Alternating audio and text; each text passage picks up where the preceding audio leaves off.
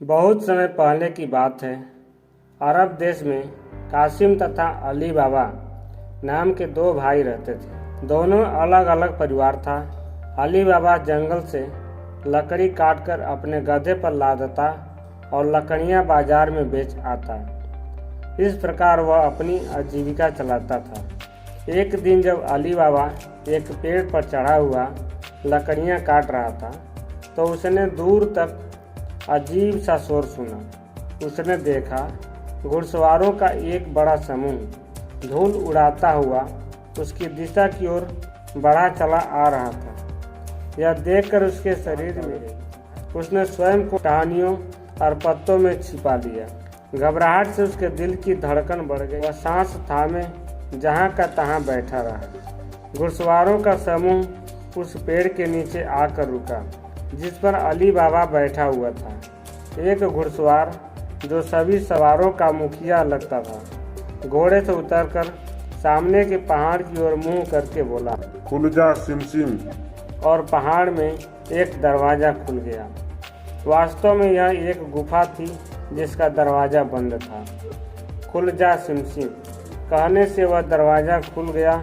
दरवाज़ा खुलते ही सभी घुड़सवार गुफा में प्रवेश कर गए। अली बाबा सांस थामे यह सब देख रहा था। उनके गुफा में जाते ही गुफा का दरवाज़ा बंद हो गया।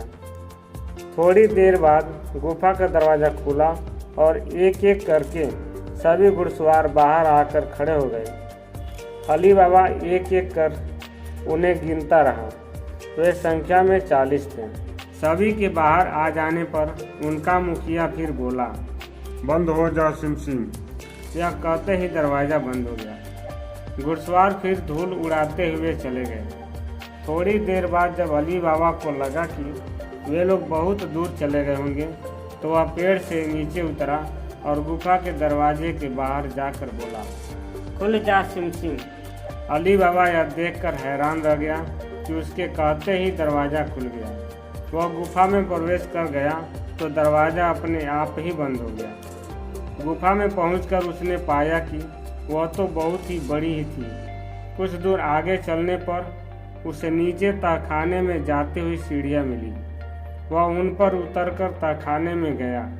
तहखाने का दृश्य देखकर वह हैरान रह गया था। वहाँ तो सोने, चांदी और बहुमूल्य रत्नों से बड़े बड़े संदूक और मटके से भरे पड़े थे। वह इतना बड़ा खजाना था जिसकी कोई कल्पना भी नहीं कर सकता था। अली बाबा समझ गया कि यह खजाना चोर डाकुओं का ही हो सकता था और वे सभी अवश्य ही चोर डाकू ही होंगे। उनका सरदार गुफा का दरवाज़ा खोलता और बंद करता था। उसने वहां देर करना उचित न समझा। उसने वहां पड़े 2 थैले उठाए और उनमें जितना खजाना भरा जा सकता था भर लिया। सावधानी पूर्वक वह गुफा से बाहर आया और बोला, बंद हो जा सिमसिम। दरवाज़ा बंद हो गया। अली बाबा ने समीप ही अपने गधे को खोजा जो एक पेड़ की छांव में बैठा था। उस पर थैले लाद कर उसने उनके ऊपर काटी गई लकड़ियां लाद दी और गधे को हाँक कर चल दिया।